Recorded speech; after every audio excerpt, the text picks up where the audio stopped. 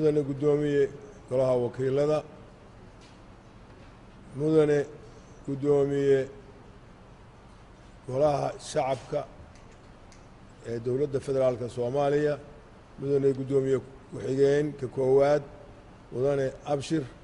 Maxamed Abshir Bukhari ee aqalka sare xildhibaanada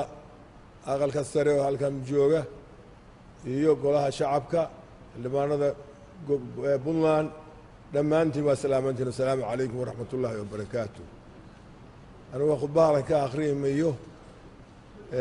kulantigan kan fiican oo maanta isku soo beegmay oo ah golihii wakiilada oo Puntland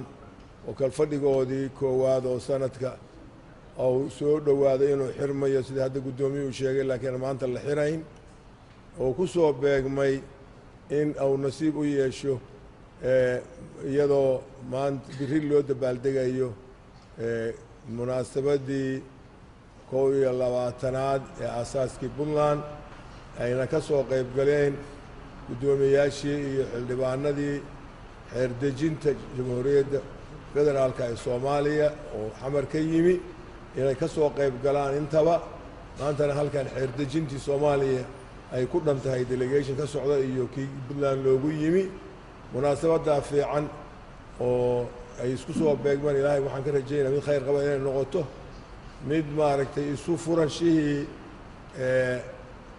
furaanshihii xeer dejinta Soomaaliya heer federaal iyo heer maamul oo dowladda xubinta ka ah dowladda federaalka halkan maanta ilaahay is waafajiyay